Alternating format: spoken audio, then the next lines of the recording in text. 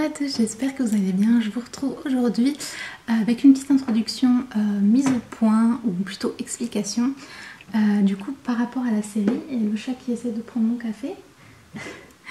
Alors tout d'abord, comme vous remarquez peut-être, je ne suis pas chez moi. Ça explique aussi un petit peu ma situation du moment que je vais vous résumer rapidement.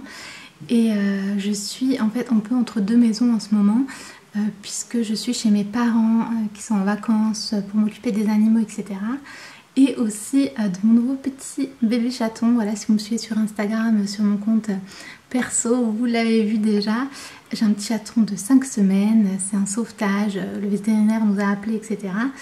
Et du coup, ça demande beaucoup d'attention, comme vous pouvez vous imaginer. Et du coup, elle est ici, c'est plus pratique. Parce qu'elle peut avoir une pièce pour elle où elle court partout et sinon elle est tout le temps avec moi. Et du coup j'ai amené mes caméras etc ici, mais je ne peux pas vraiment éditer de longues vidéos, donc voilà, ça se fait chez moi. C'est un petit peu compliqué pour avancer dans le travail par rapport à YouTube, etc. Et du coup elle me prend beaucoup de temps, donc je n'ai pas trop le temps pour faire d'autres choses. Et ensuite je voulais rappeler des petits points essentiels que j'ai l'impression de me répéter, de le dire dans toutes mes vidéos, mais apparemment il y a peut-être des personnes qui sont passées à côté, donc je tenais quand même à mentionner à nouveau par rapport à ma vision sur ces études bibliques que je vous propose. Et si vous aimez mon contenu et que vous voulez passer directement à l'étude d'aujourd'hui, je vous mets le temps juste ici. Vous pouvez skipper cette petite partie, mais du coup je m'excuse, la caméra bouge un petit peu parce que je la tiens à bout de bras parce que j'ai pas mon trépied. J'ai un petit chat ici, qui est avec moi. Et du coup, ma vision, c'était de vous faire des études bibliques sur l'Ancien Testament, comme j'ai dit, Genèse, Exode. Chaque étude est sur un chapitre en particulier.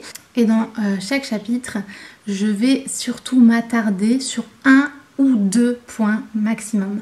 Des fois il y a des longs chapitres, on pourrait parler sur 10 points différents, mais le but de ces vidéos c'est qu'elles soient pas trop longues. J'essaie de faire entre 10-15 minutes au niveau de l'étude pour voilà, que ce soit abordable pour tous, que ce soit pas trop long, etc. Et dans ce cas, je suis bien obligée de parler seulement sur 1 ou 2 thèmes. Et ensuite, le point de vue que j'aborde par rapport à ces thèmes, c'est qu'est-ce qu'on peut en tirer aujourd'hui, nous, au XXIe siècle.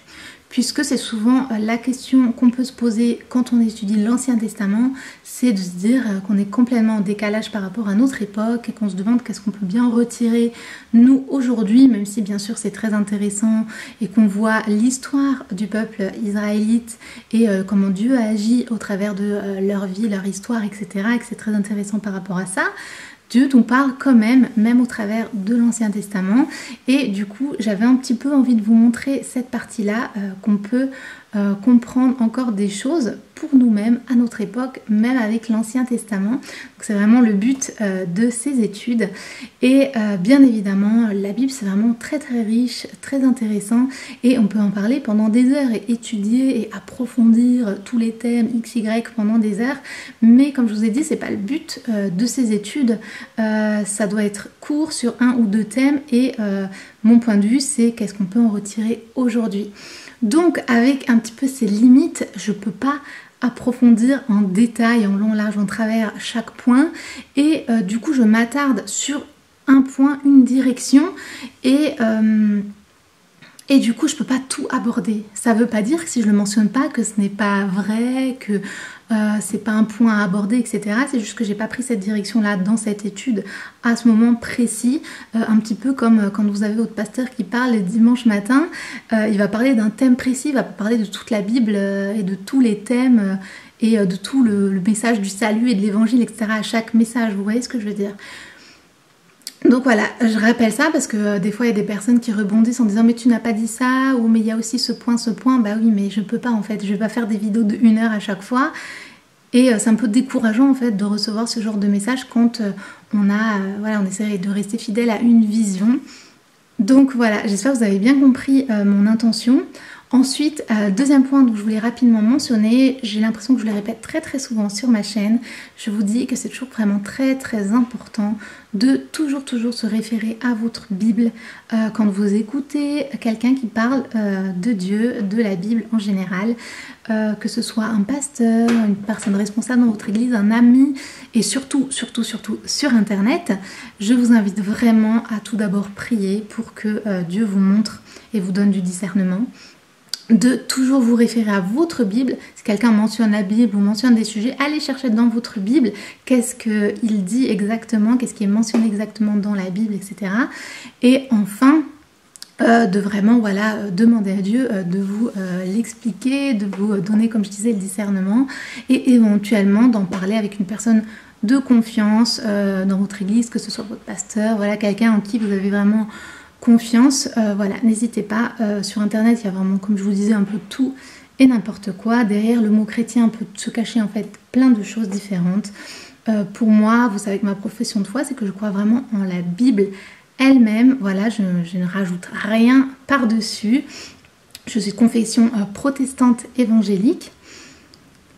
Et donc éventuellement, si vous venez d'un bord un peu différent, d'une autre religion, j'aime pas trop ce terme, mais voilà, peut-être que vous allez avoir des idées différentes, et il n'y a aucun souci. J'accepte absolument tout le monde sur ma chaîne et c'est bien sûr ouvert à tous, croyants, non croyants ou autres.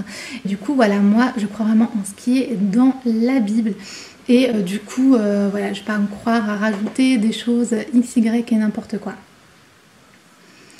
Après, personnellement, je suis chrétienne depuis plus de 30 ans, j'ai toujours étudié et lu ma Bible, je viens d'une famille missionnaire avec un père pasteur, donc j'ai quand même toujours été dans le ministère. J'ai aussi fait une école biblique approfondie, donc j'ai quand même des connaissances. Cependant, je suis un être humain, comme tout le monde, j'ai la meilleure volonté du monde pour ces vidéos, mais ça reste un être humain qui parle, et du coup...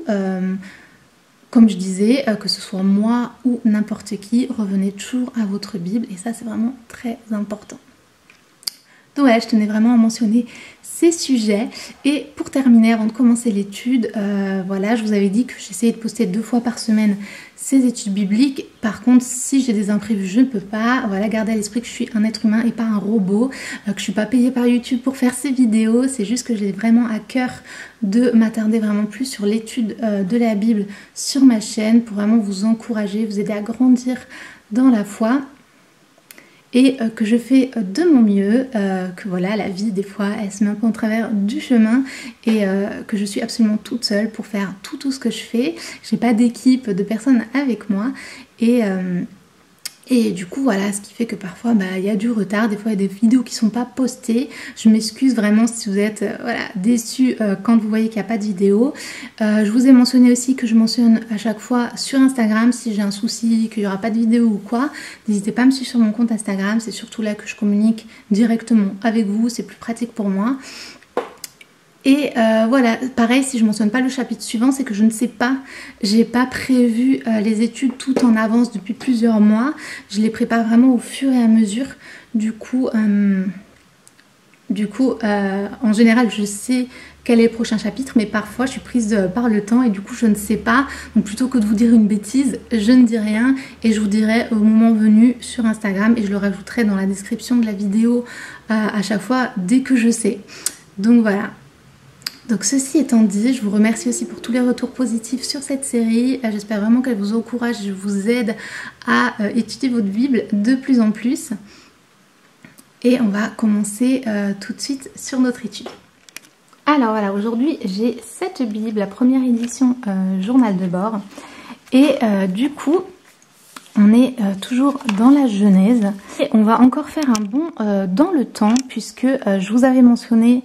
Quand on faisait cette série que je n'allais pas voir tous les chapitres, on va aller un petit peu sauter, et que je vous encourageais à lire sinon les chapitres entre deux, si vous le souhaitez. Mais la dernière fois on avait vu par rapport à Abraham, et on sait qu'il y a ensuite l'histoire Abraham, donc Isaac, Jacob, et on va sauter en fait leurs histoires, même si elles sont très intéressantes, pour essayer d'avancer un petit peu.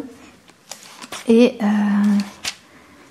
Et du coup, on va aller directement à l'histoire de Joseph, puisqu'on va un peu plus s'attarder sur son histoire à lui dans nos prochaines études. Et du coup, notre étude du jour, c'est Genèse, chapitre 37. Donc on l'est ici. Genèse, chapitre 37. Vous avez tout ça. Et du coup, je vous invite à faire pause et à lire le chapitre 37. C'est parti.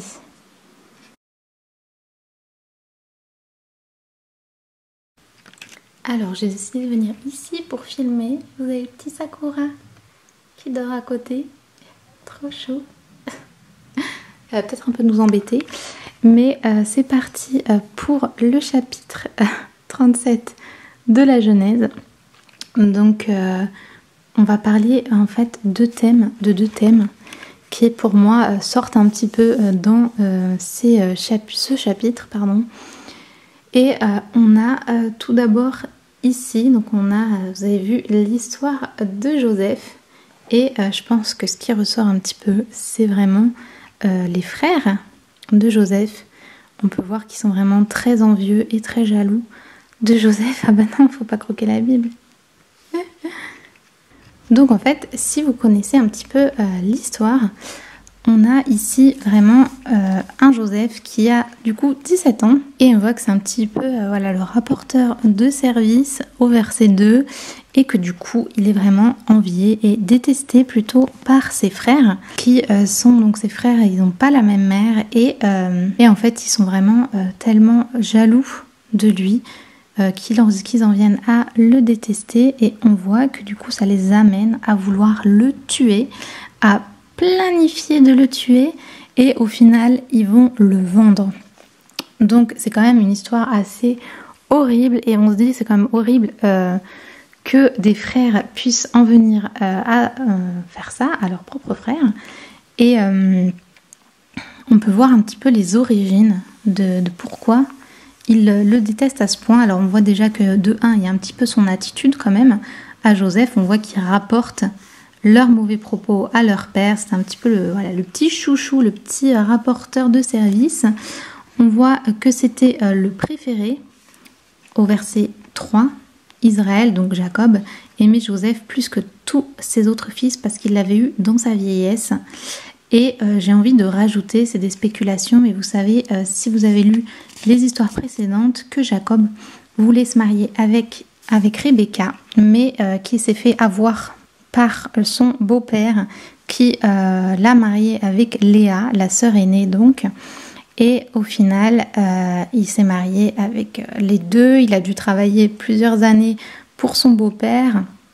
Et si vous voulez un peu plus cette histoire en détail, j'en ai parlé dans la série Les femmes de la Bible, qui, je vous mettrai la vidéo en barre d'infos. Du coup, vous voyez pourquoi c'est difficile pour moi de filmer en ce moment. Hein. Et on va continuer. On voit du coup que voilà, il y a eu tous ces conséquences en fait de cette arnaque, de ce mariage, de ces multiples mariages qui du coup entraîne beaucoup de conséquences. Et pour moi, cette histoire de Joseph, c'est aussi une conséquence de cette polygamie forcée, entre guillemets. On voit toutes les tensions que ça a créées entre les deux sœurs, etc.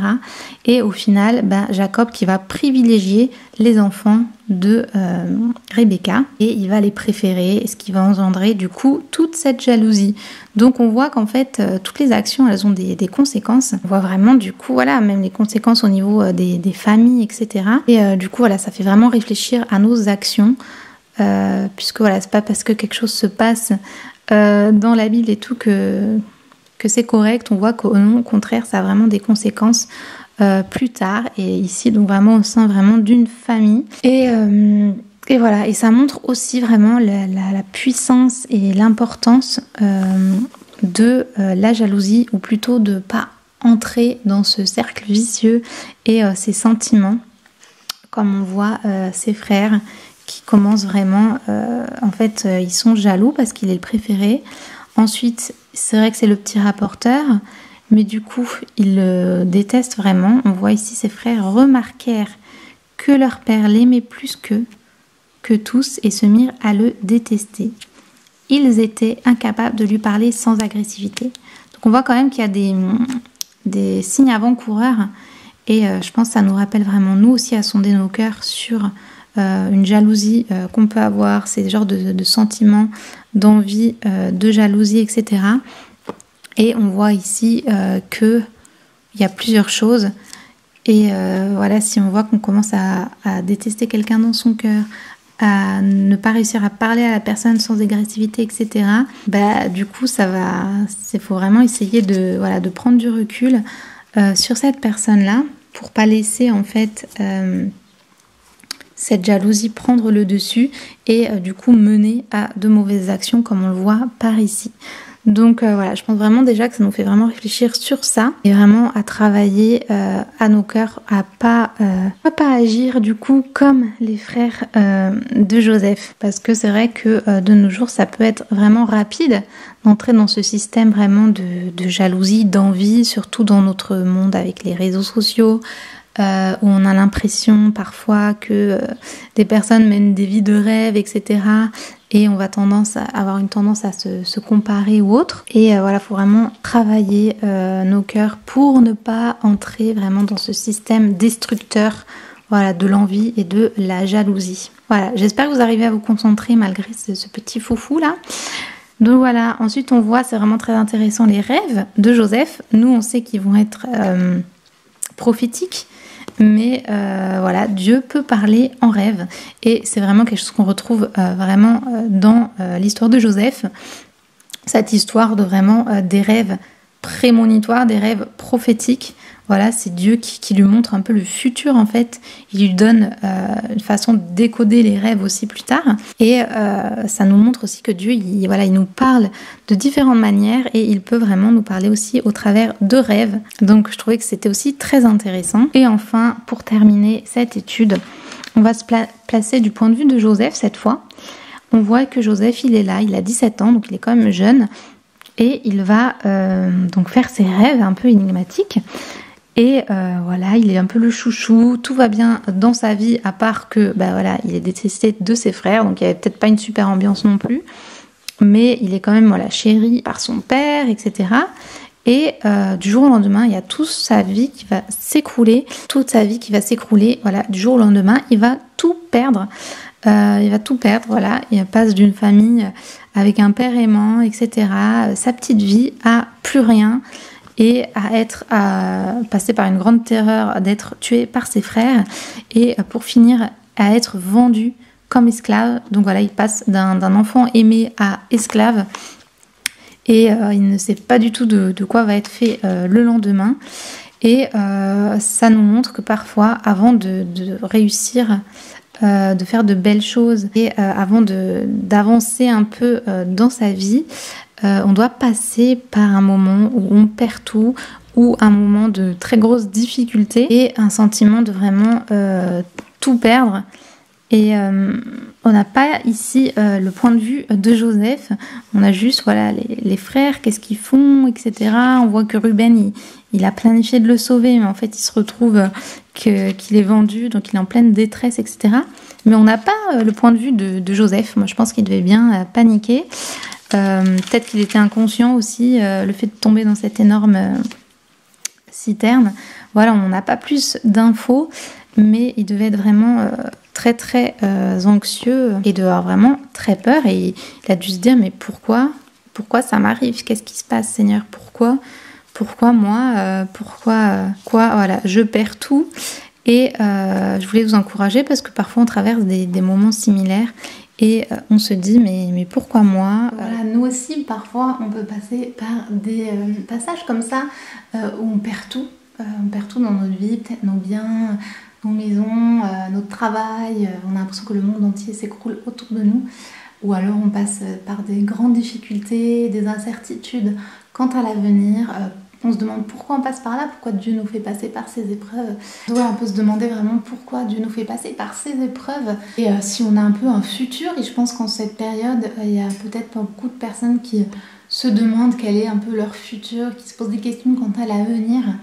Et je pense que du coup, cette étude sur Joseph est intéressante puisque on va le voir dans les études qui suivent, mais Joseph il a quand même un brillant avenir, même s'il a dû passer par beaucoup d'épreuves et beaucoup de situations difficiles. Je trouve que ce chapitre nous encourage vraiment à garder espoir, à ne pas baisser les bras, à continuer malgré ce qui peut se passer dans nos vies, malgré qu'on peut avoir l'impression d'être au fond du trou, littéralement comme Joseph, et de se dire mais vraiment il n'y a pas d'avenir pour moi.